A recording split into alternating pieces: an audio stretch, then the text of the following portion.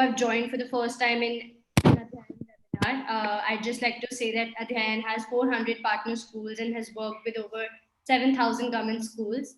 And in recent times, we've had over 1,300 educators through introductory webinars on virtual classrooms and intensive Tech for Teacher courses, and over 100 leaders through our framework on readiness for online teaching and learning.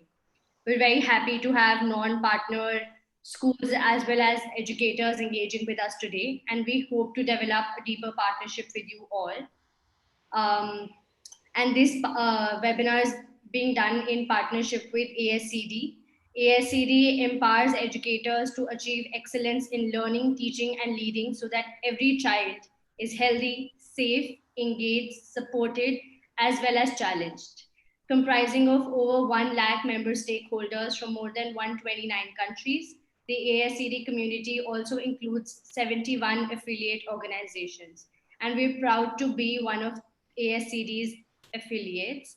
And today we have one of the star members of ASCD with us, Myron Dueck. Over the past 22 years, Myron has gained teaching and administrative experience in both Canada and New Zealand in subjects ranging from grades 4 to 12.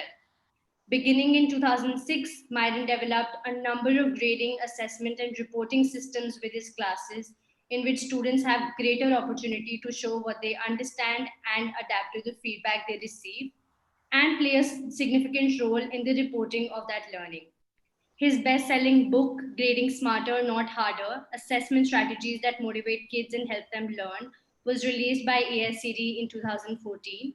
He lives in British Columbia, Canada, with his wife and 2 children, and he's also the Vice Principal for Assessment and Innovation in his local school district. Welcome you, Myron. We're so happy to have you again, and thank you for being with us again. I think, like Jayashree said, we had an amazing session the last time. It was very interactive. We got to learn so many practices. You sent us a lot of handouts, which the educators could actually implement in their classrooms, and we really got to learn a lot. So over to you, Myron. Thank you very much, Vidushi. I appreciate the introduction. I am coming to you from British Columbia this morning, and I want to welcome everybody once again to this session. We have about an hour together, and I want to. It will be full, and like I said last time, I am quite a ways away from you. I won't do the same introduction as before, except for just a few slides. Coming from this far away, it is 5 a.m. here, and it's very dark outside. So I bought a special light. Now, I was going to put the photo in my presentation, but I just realized I didn't. So I'm going to try this version of it. This is my, can you see that, Vidushi? Yes, Myron. Yeah. Second place. So that is a special light I have just purchased for doing presentations at 5 o'clock in the morning. I hope the light adjustment is okay for people. You are welcome to comment whether the light should be warmer or cooler. Like I said, I'm coming from Summerland, British Columbia. It is a nice place to live. I don't know why there is this, I don't know if you see it, there is this splotch in the middle of my screen. Now it's on the edge of the school. It's on each slide, and that has never happened before. So I don't know what that is doing there. But some things change quite quickly. Vidushi, you mentioned that I was the district vice principal of assessment and innovation. That is true until a week and a half ago. That position is no more because they asked me if I would go back to Summerland Secondary School and be the vice principal of an actual school where we have students returning next week. So that is what, oh, now it's gone. That is what I am going to be doing. And so when I put in the chat room that we are a little bit nervous, we have students coming back on September 10th on a special schedule. So we will see how that goes. Last time that I was presenting, some people were interacting on Twitter, and I really appreciated that. And you are welcome to do so again. I have no problems if, thank you, Geeta. I have no problems if people have a conversation while this is going. So today we're going to talk about resilience, and I want to make sure that people understand. I don't think that resilience is a new topic. It's been around for a while. There is no shortage of reading materials on resilience. And I want to say that I am not sitting here today in British Columbia saying that I am a resilience expert. I don't think I am. I speak a fair bit about assessment and about how we grade. And one of the things that I see is that there is a lot to do with resilience in how we assess students. So I am looking over at the topic of resilience, and I'm bringing some of the ideas over to assessment. So I am a learner when it comes to resilience, not an expert. And I want to make sure people understand that. So I think all of us have a little taste of resilience somewhere along the line. COVID has certainly taught us, I'm sure, something about being resilient. And this is me. I play on a ice hockey team. I don't know how many ice hockey teams you have in India. We have lots here in Canada. Well, what happened to me in one game is I went against the boards. These are called the boards, the thing with the writing on it. And that little black thing down there is the puck. And another player and I were going for the puck, and I crashed into the boards. That evening at 1 o'clock in the morning, we found out that I had a cracked bone in my ankle from crashing into the boards. So for a little better view, that's the little tiny crack right there. Well, I had to go to a talk in the Dominican Republic 5 days later. And I thought I was going to cancel. And they're like, please don't cancel, Myron. Please don't cancel. So I got this knee stroller, and I was coaching my son's volleyball team. My son used the knee stroller for other things, which he liked to do. And I decided to fly. I was sitting in the airport, and I thought that my leg cast had a halo over it, and that was just the lighting in the airport. But anyway, I went to the Dominican Republic, and that was a very, very difficult journey. But if you ever find yourself in the same situation, you can attach your suitcase to the knee stroller and pull it like a trailer. So anyway, resilience is something I think we all get a little flavor of from time to time. But guess what?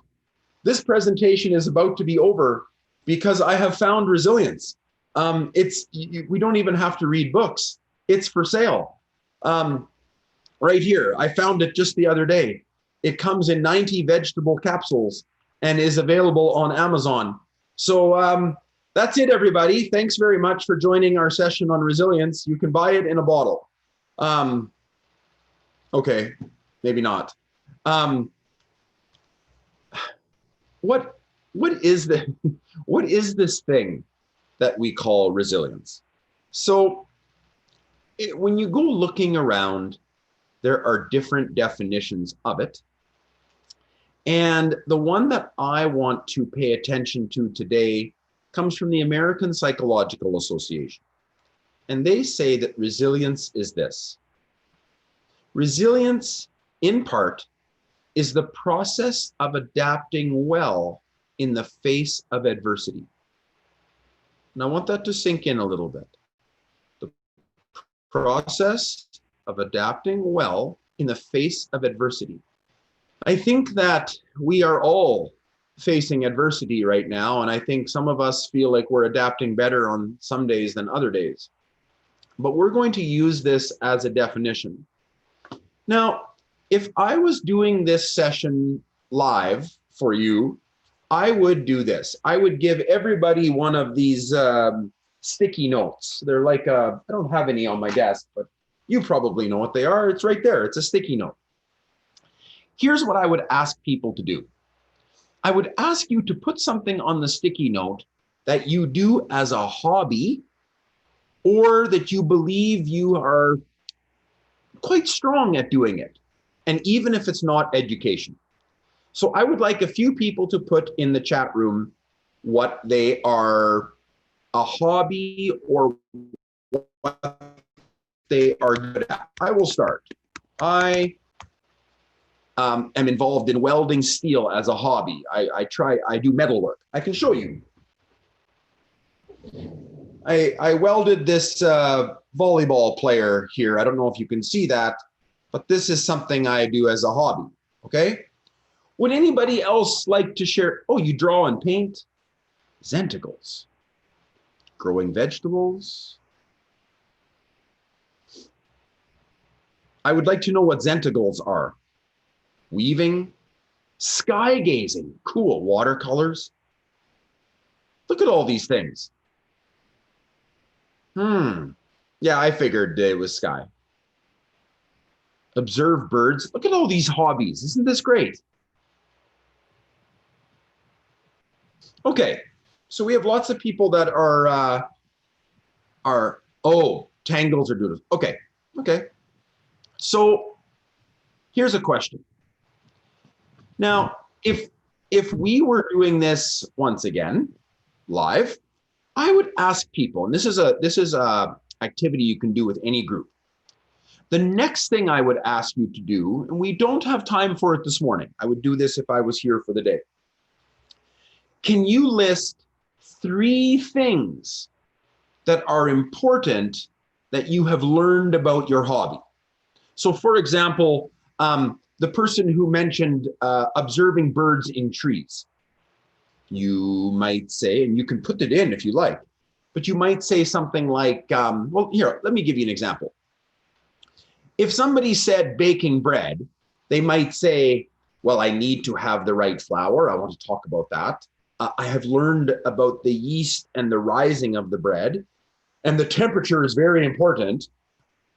These are things that you might share. Here's the question, and you can do this with any group. So whether it is geometric designs, fabric painting, watercolors, crafting decor, growing vegetables on the garden, here's a question I have for you. To what extent has your hobby involved learning from mistakes?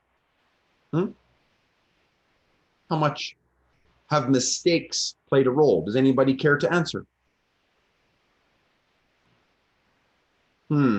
All the time, I'm reading. Huge role. Almost all of it. Constantly. You should see the chat room there, everybody. This is it, right? So here's another question. Has it involved developing some degree of resiliency? I've killed lots of plants by overwatering. Yeah, I know. I did that too. Now, Kavita, my family doesn't let me near the garden. So here's the thing. Of course, these things have involved some degree of resiliency. And I don't know about you guys, but as a parent, and these are my children. That's Elijah and Sloan and Ryder the dog. And my partner Tracy. As a parent, I want my own kids to develop competencies by learning from mistakes. I want that. So I also want them to develop a high degree of resilience. I even think that this COVID pandemic is going to do that for them a little bit. They are one day going to talk about this time that they had to get through some difficulties. There's no question. So this is one of the reasons why I am okay with my daughter helping me change the oil on this ATV that we have. Yes, she is frustrated, for sure. It did not go well. I think you can see that. This is not going well. But this, I believe, is how we build resilience. So with that, I want to talk today a little bit about how do we define it, which we've done some. Where do we see examples of this? Earlier in the year, or late last fall, sorry, I visited the Holocaust camp of Auschwitz-Birkenau. And I don't know how many people have visited a place like this, but it is beyond troubling as a place to visit. And I was at the very same time reading a book, and I would encourage you to read it if you are interested in this topic. It is called By Chance Alone by Max Eisen. And he was a young boy, I think he's going to say in the interview, maybe 15 years old, when he was sent to Auschwitz, and he survived it. And yes, Geeta, I'm sorry. Yes, I know the kind of feelings it must bring back. It's a terrible place to visit, but I think important. So this morning, I want us to hear from Max Eisen. He is, of course, much older than 15 years old now, but he speaks about his time in Auschwitz in his book, and he has I captured a little bit of an interview with him. Here it is.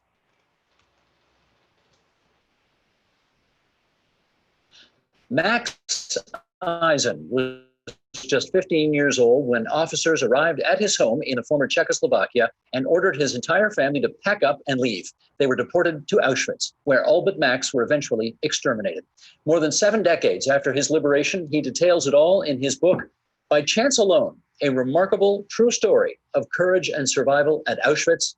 And Max Eisen joins us now here in our studios. It's a great pleasure to meet you. Thank you. And I must say, having read your book, I cannot believe you are alive. It is a truly, I mean, it's a miracle you're alive. You were 9 months in Auschwitz? I was approximately 9 months. 9 months in. From May the 8th, I believe, to January the 12th. What kinds of things did you do to just live another day? Well, you needed to have a certain skills and a preparation, and you need a tremendous amount of resilience to survive Auschwitz. And I had all kinds of skills. We walked about maybe 150 kilometers. This took us about 3 days. Can you imagine, in snow up to your ankles, thousands of people, and many in wooden clogs. 5 of us hooked our arms together so that you are a unit, and you have to carry some people. All you needed to have is a will to go on, and you put one foot in front of the other. So luck and resilience played a big part. I'm a history teacher by trade in the classroom. That's what I did for most of my teaching career. And it is sometimes through listening to people like this who say, to survive something like that, I needed a certain set of skills. I needed preparation, and I needed a will to go on. I think a little bit more about these things these days, where I think we are having our skills stretched to the limit. We are having to prepare things we haven't had to prepare for, and we need a will to go on. And yet, I don't think I can begin to understand the kind of challenges Max Eisen experienced. So sometimes I feel emboldened when I look at throughout history when people have had much more difficulty than I'm having, and they found a way. So the good news is, and I think Max Eisen suggests this, we can develop resilience. In his book, Resilient, Rick Hansen, PhD, talks about this. In his podcast, he talks about it as well, and I have included this information in the handouts I sent to Vidushi. The good news is, everybody, we can develop our psychological muscles. The good news is that about 2/3 of our psychological development is not hereditary. We can develop and nurture it. And there are specific ways that we can do it. And I want to share a few of those today. And then I want to share with you 3 examples of ways we have tried to do this in the classroom. And that will make up our hour, I am sure. So here's the thing. Resilience is most necessary for the people least supported in our society. And I probably can't think of a time when somebody was less supported than someone like Max Eisen, a young Jewish boy in the Holocaust. He has no supports, maybe a few by his friends in the camp, but none for human rights, none for economic support, none for family support. His family's all gone. So I think when Max speaks about resilience, he is authentic in that he is the least supported. And Dr. Hansen says the essence of resilience is this adaptation when we are adapting to changing conditions. And I think this is true during the COVID time, and it's going to be true for our students moving forward. So here's a question for the chat room. One of the writers in Scientific American wrote, being resilient is kind of being like Gumby. I have a question. Does anybody know who Gumby is? And could you describe Gumby? Have you heard of Gumby?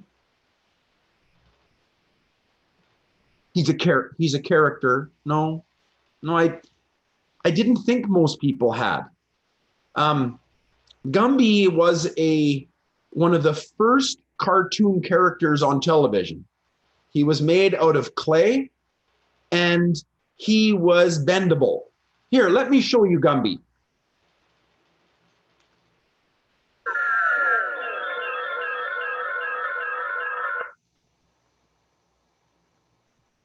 Yep, he's on the moon all right. I've got to go after him.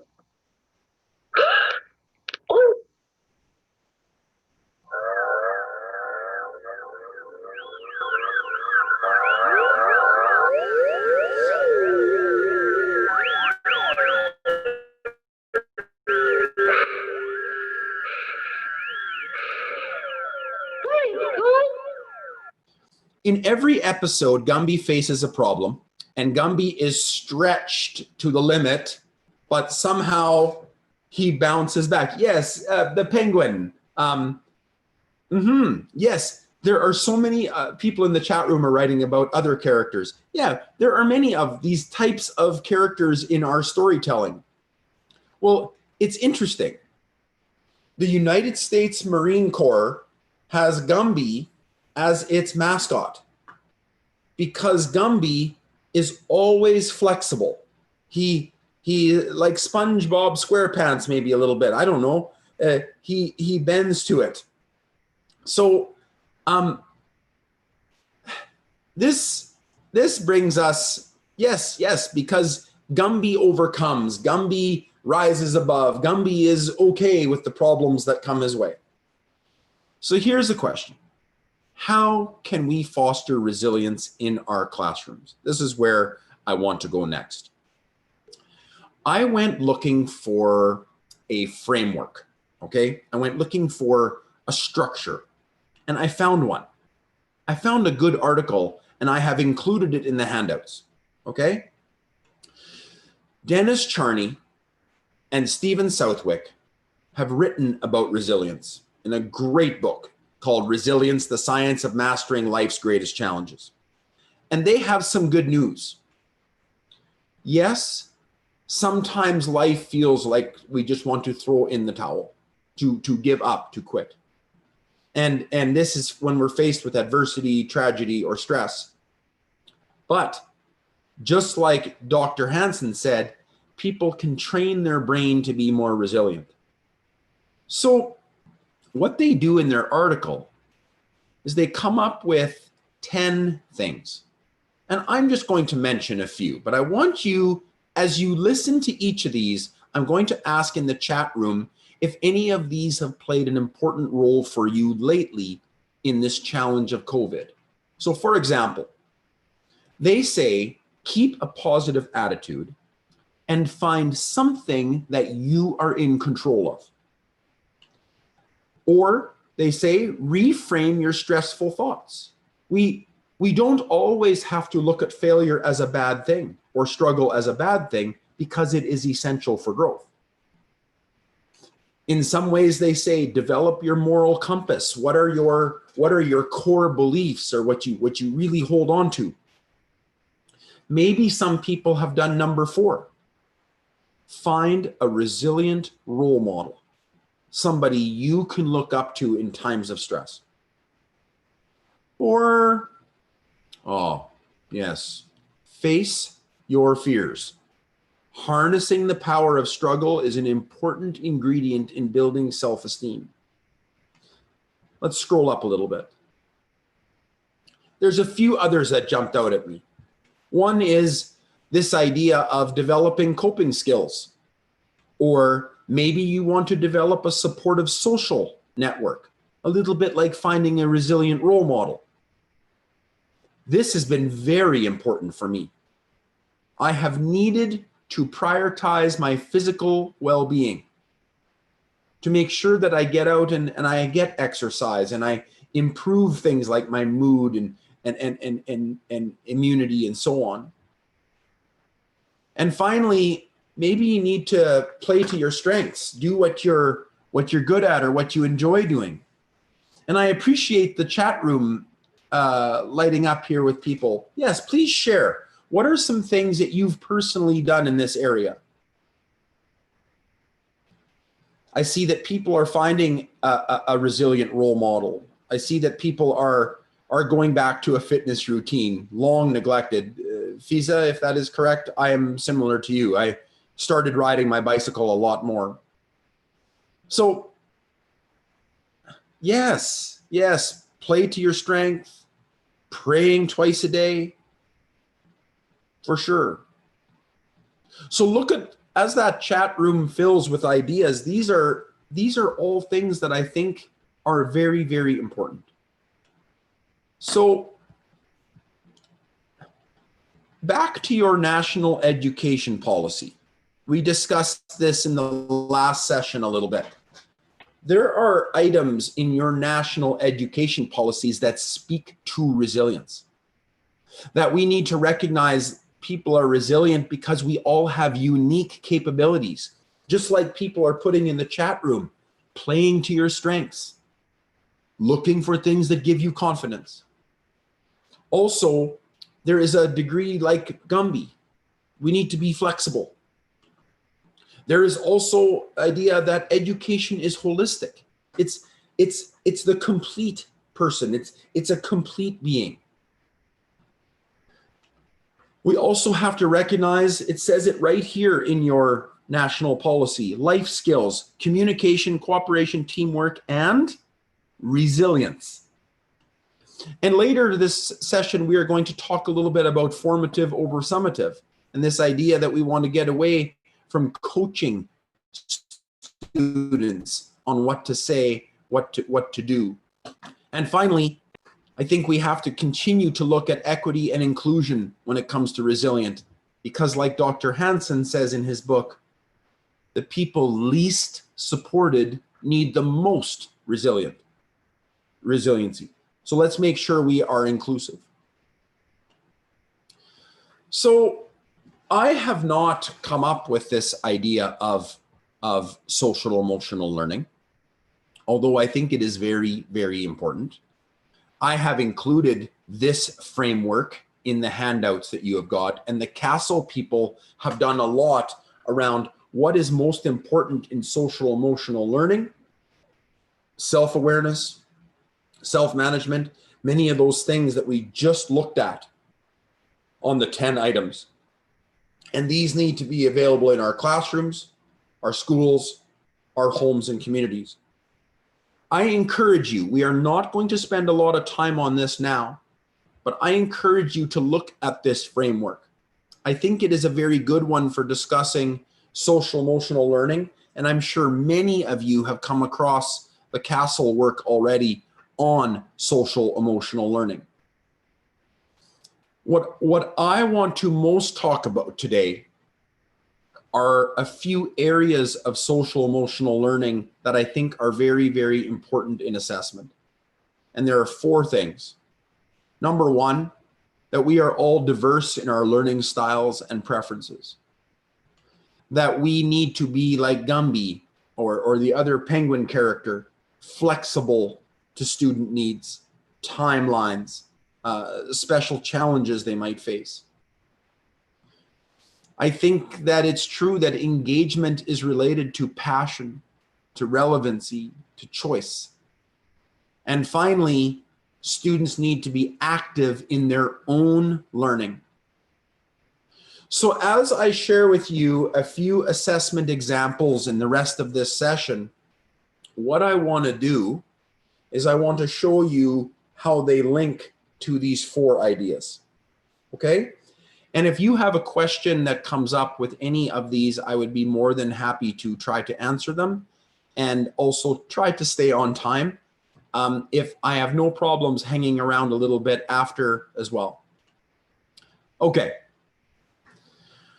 The first thing I want to talk about is the idea of building an ongoing test structure. Not testing as a one-day event, but testing over a period of time. And there's lots of research to support testing over time, not in one moment. So in your national policy, and yes, I went looking, you have a number of things that are said about this. One is that there is a belief that flexibility and choice will be important in the education system of the future. They talk about your board exams and this idea that students should be allowed to take them on at least 2 occasions, perhaps 1 main exam and 1 for improvement if needed. And they talk about this best of 2 attempts when it comes to testing. So there is already evidence in your national education policy that people are seeing probably some of this research around how we best learn. And we best learn when our assessment is stretched out over time, not in one moment. So here is some of that research. Dunlawski and Associates have proven that an hour spent on practice testing has a greater benefit than restudying the same material. So when I say stretching out the assessment, practice tests are an important part of that. So let me tell you what I used to do, okay? I used to give my students a test, and maybe it was called the Paris Peace Conference test. And here's what I would do. I would build these sections that you see there, true and false, fill in the blank, multiple choice. And that's how I organized my test, by the type of questions in each section. And then a student would complete this test, and then I would give them a percentage. You are 72% on all these things. And what is that supposed to mean? Like, it would be like you go to your doctor and you get a physical where they check your whole body out for how you are doing. And the doctor walks in and says, Myron, you are 72% healthy. Have a nice day. I'd be like, hold on. What, 72% healthy is not very valuable information. No, 72% isn't bad. No, how am I doing on my heart? How am I doing on my lungs? How am I doing on my cholesterol? I need some specific information. So here's what I do now. What I do now is I build my test by the standards or specific things I want my students to be able to demonstrate. Let me show you what I mean. Let's make this a little bit bigger. So my test is now split into sections.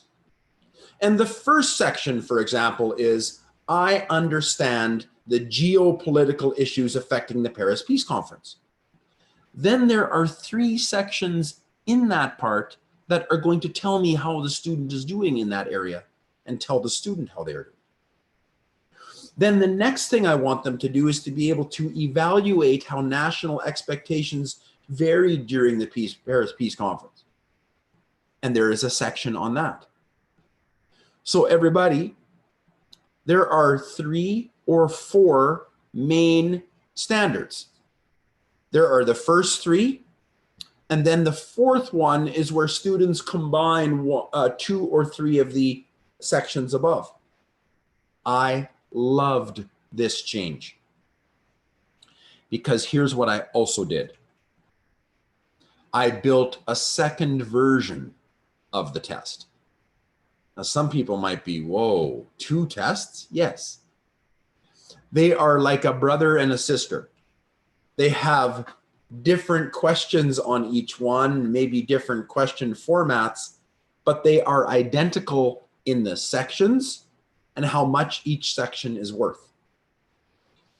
But the key piece here, everybody, is that I have split my tests by the learning outcomes I want my students to tackle and to show. Okay? So version 1, version 2. Now, let's be clear.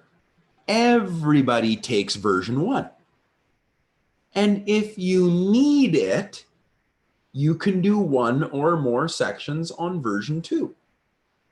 Just like the National Education Policy said, the best of 2 attempts, or everybody takes the main one, and they mentioned taking the second one if needed. That's what I'm doing in my classroom. Okay? Then, once everybody takes the first version of the test, I tried something else. They take the first version. I give them their scores after I grade the test. And then we just set that over on the corner of their desk, and everybody gets a tracking sheet. So Kim will sit down and she'll say, okay, how did I do on the first section? Let's look. 5. Okay, put a 5 in there. And as some people maybe saw last time, we're trying to talk about, I'm not sure I shared this last time. A 5 and a 6 are expert. A 3 and a 4 apprentice. A 1 and 2 are novice. So I want her to say, what do you think? Well, I'm in E for expert on that. I'm in the upper end. Okay.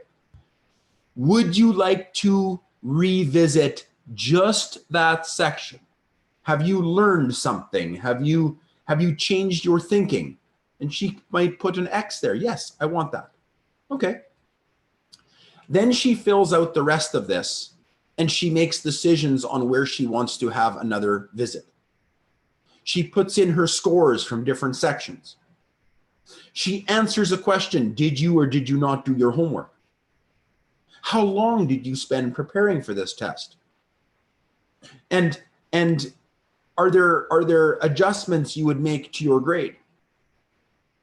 And lastly, what are you predicting for yourself? Like, how do you think this course is going to end for you? So I see a good question from Mira. I didn't get the difference between version 1 and 2. Okay. Version 1 and version 2 have the same cover, the same sections. But version 1, under the map section, let's say, might have somebody draw a little map on version 1. On version 2, there is a map section. The map section is also worth 6, but maybe they have to identify a series of questions around the map that have to do with the same map. Different questions, same topic. Does that make sense? Monica is asking, is this a self-assessment? I am doing the assessment. This is them tracking how they're doing on each section. Mira and Monica, do those answers help you? Perfect. Yes, like a reflection. Any questions about this tracking sheet before I change the screen?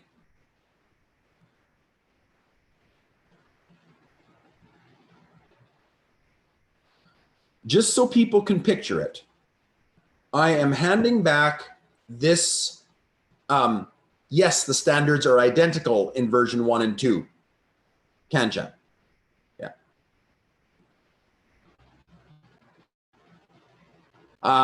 So then Fiza, you're asking, so the cross are where she takes the version 2. I'm not sure I understand what you mean by Sorry, so can I just, yeah. like, so on her reflection sheet, when she marks out a cross, does that indicate that she wants to take the version 2 for those sections, or does that indicate that barring those, she wants to take the test for the other sections? No, it includes that. I'm going to change that to a check mark next time. Yeah, it's sorry, like, because she's done fairly well on the first one, but she still feels like she wants to do the version 2, which is great reflection in that sense. yeah. And is it Fiza? Yes, that's me. Fiza. So Fiza, this is what I found, and there's a reason why I put the X or the cross on 5 out of 6. Lots of students retest something when they're very, very close to being perfect, because it was just a little mistake. It was just a little thing they realized. Great. Yeah, I just picked that one up. That's great reflection on the part of the student. Yeah, it is. It's very, very good. And I have to tell everybody else this. I don't know if people do the same thing I do, but when I have a set of tests to give back to my students, I sometimes hold on to them as long as I can, and I talk and talk and talk and talk to them. Maybe you do the same thing. Why do I talk so much? Because students seem to be listening. But what do they really want? When you are holding a stack of tests, what do the students really want while they are watching you talk? Anybody going to answer? Yes. Yes, absolutely. These are their scores. Now it has changed. They go, Mr. Dueck, hand it back. I want to track how I did on each section. I want to reflect. That has been a huge change. So this is what I was talking about before. Students need to be active in their learning and their assessment.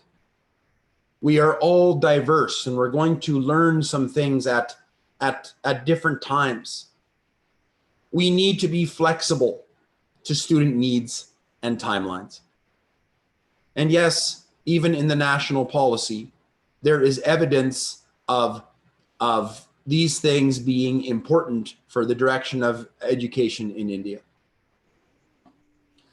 So with that, I want to show you some other things. I see there's still a few questions. When does the teacher have a role when a student who is a novice does not?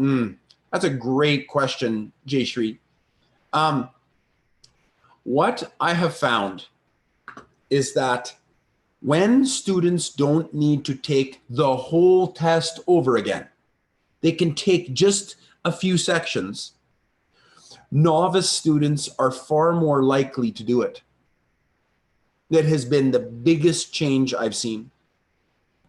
And I have had many, many novice students want to take at least one section over again. Then they build a little bit of confidence, and then they carry on, and maybe next time they do 2. And Jayshree, further to your question, Vidushi had just said it. It's a growth mindset we're trying to develop. And maybe I talk with the parents saying, I want Kim to do at least one of these sections. She needs to. It's been a good thing. Just so people know, I talk a lot about how I structured these retests in my book. That is one other thing that people could read up a little bit more on it through ASCD. Some people ask me, Myron, what's the difference between formative and summative assessments? I have included quite a few resources in your handouts on this question. I'm going to share just one slide, but you probably have 6 or 7 there for your information. Do you want to know what my favorite way of saying what the difference is between formative and summative? It's this. The difference depends entirely on what you do with the data. It all depends on what you do with the data. You will notice when I have the 2 tests, if a student takes the first one and they're good, they say, I don't need to take the second one. Oh, okay. So your first test is summative. Yeah. If a student comes along and says, I like all my sections, I liked all of the sections on my test, except this one. Oh, all of the sections are summative, except that one, it's formative because I'm going to do something different. This is my favorite definition of telling the difference between formative and summative. It all depends what you do with the data. That's why I encourage teachers not to have a pile of, these are my formative assessments. These are my summative assessments. No, let's make decisions as we go along. If your whole class shows on a test that they are not understanding it, and you thought, no, this is my summative test. No, make it formative. How? By revisiting the topic. You are doing something different with the data. I hope that makes sense. So I have appreciated the questions and comments on the ongoing testing structure, and Vidushi has just noted in the chat room that we are going to share these handouts later. I'm going to move on to something else. Harnessing the power of struggle. Students need to be active in harnessing the power of struggle, and I want to share a little bit on this. In this article I was looking at, they suggested, remember, that we reframe our stressful thoughts, that failure is essential for growth. And I have been doing a lot of looking into desirable difficulties, and I welcome people in the chat room to let me know if they have bumped into the work of Bork and Bork on this topic, desirable difficulties. Desirable difficulties are seen a lot in sport. Desirable difficulties are defined as difficulties that encode and help us encode and improve our retrieval process in ways that support learning, support comprehension, and support remembering. Okay? Mira, I will tackle your question quickly. I always have this question about the definition of formative assessments. Is it defined by its nature, which means when it's done? Should formative assessments be marked? An assessment is formative if it is used during the learning process, not to describe the end of the learning process. So I'm going to choose the most summative test I can imagine. One of our provincial exams. Okay. If I give out some old provincial exams to my students to work on together in a team of 4, we are using it in a formative way. I'm not putting it in my grade book. I'm not keeping track of their scores. They are using it for learning. They are finding out how they are doing and discovering how their learning is going. That makes it formative versus summative. Wait till you see the documents that I gave to Vidushi about formative and summative, and you're going to see what I mean. And I encourage people to continue going in the chat room. I'll finish this piece on desirable difficulties. Bork and Bork have 4 suggestions as to how we can make difficulties desirable, make them good. Here is how they suggest it. The first one, varying the conditions of learning rather than keeping them constant and predictable. If we have our students sitting in the same classrooms, in the same rows, doing the same lessons every day, we are not encouraging desirable difficulties.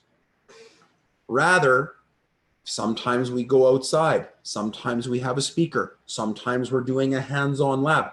The brain has difficulty switching modes, but we learn more.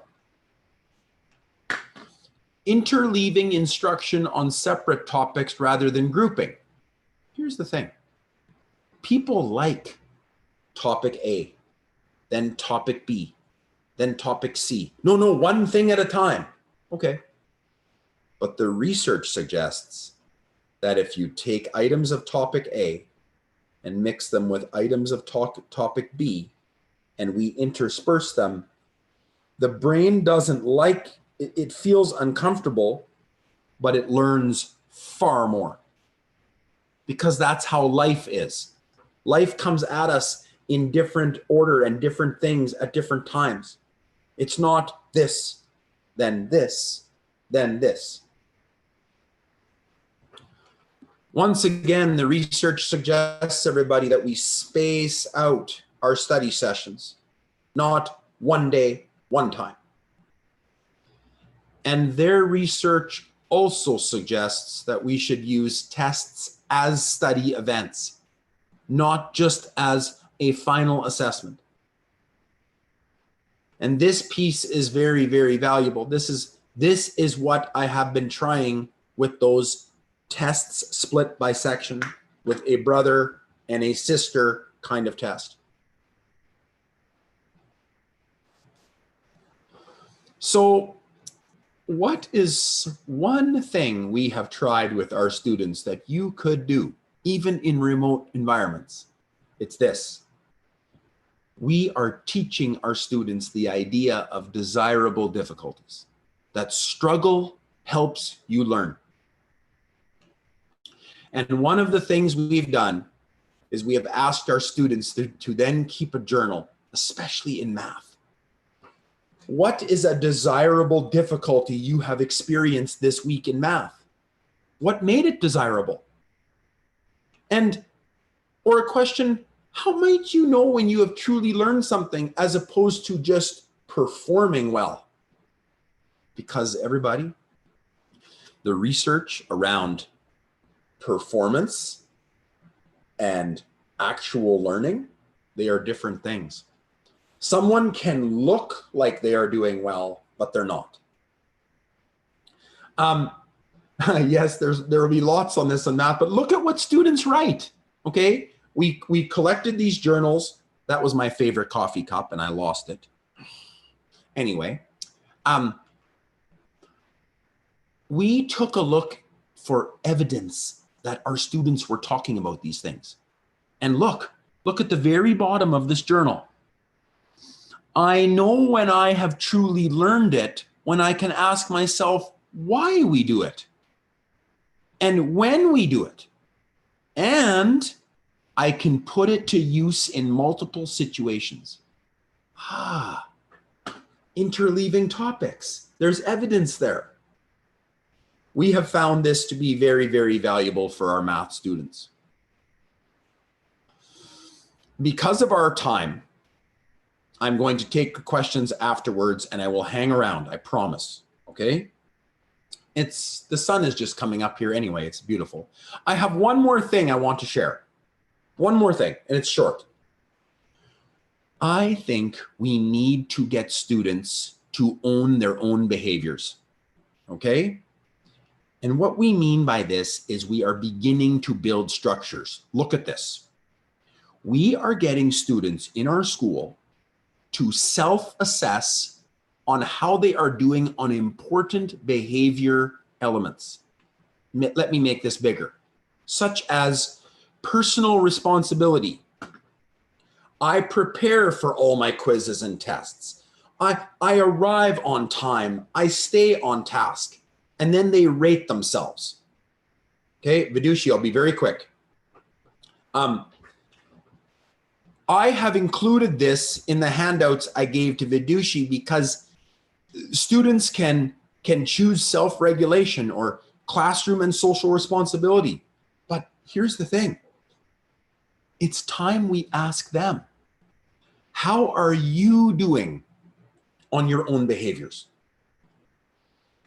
And there might be people out there, though, who go, Myron, I do not have my students in my classroom right now. Okay. How about this? With the American School of Monterey, we have been building virtual learning self-management tools. With their students, we are going to send this out. We are already doing it, and I am going to include this for you. What is something you want to work on at home right now? Time management, task initiation. A student might say, I know. And I'm going to use check marks this time, not crosses. Time management and task initiation. Okay, so what is your goal? Well, my goal is to better schedule my time at home because I get playing video games and I lose track of time. Then the teacher talks to them about this, maybe virtual, maybe Zoom, maybe just reads this, and then the student can revise it. My teacher suggested I use a timer or an alarm and remind me of the schedule. Maybe I need to get up at 8 a.m. and start my schoolwork, not sleep in till noon. Then the teacher gives feedback on that page. You know what? That looks like an important step for you. Let's see how the first week goes and then we can talk. There's an opportunity here for Gershan to check off where he thinks he is. I understand my strengths. I can design a plan. I can monitor my progress. And I know I'm going through this quick, everybody, but you are going to get this. You can look at it closer and you can email me if you have questions. Lastly, students can put in by each week, how is their progress going? Okay, I've tried to get up at 8 a.m., but usually it's 10 o'clock. I'm going to try to get to bed sooner. This is something that we are going to try.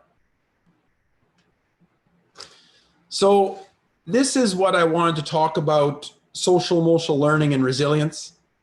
We started just a few minutes late with people coming in and some of the introductions and me. So I hope that this has been some information for you on resilience. I hope that this definition of resilience is useful for you, the process of adapting. But here's how I want to leave this today.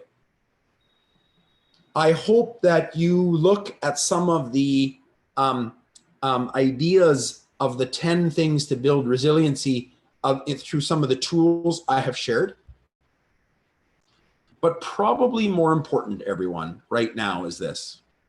You know how I talked about going to the Dominican Republic on a knee stroller? It wasn't fun. But I decided when I left on my journey, I was going to take a picture of every single person who helped me. Anybody who picked up my crutch, anybody who took my bag off of the conveyor at the airport. And here they are. We need to establish a supportive network. We need to look out for each other. Here are the people.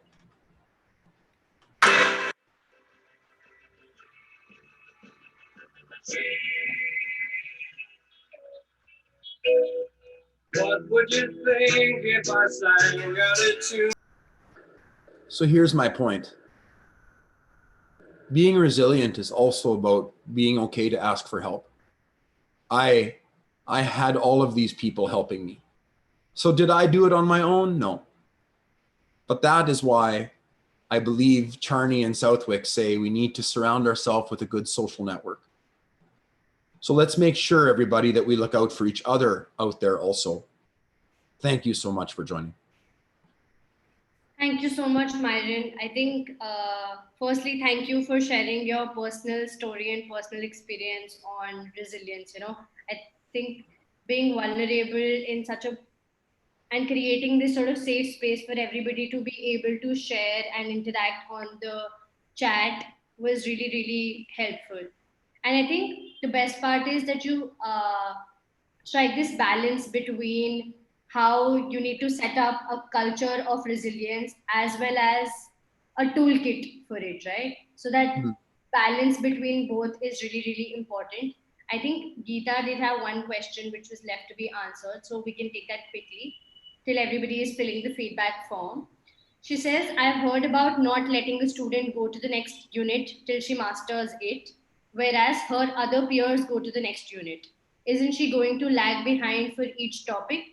And what happens by the end of the year, as throughout she's going to be behind her friends? I've always not understood how it works.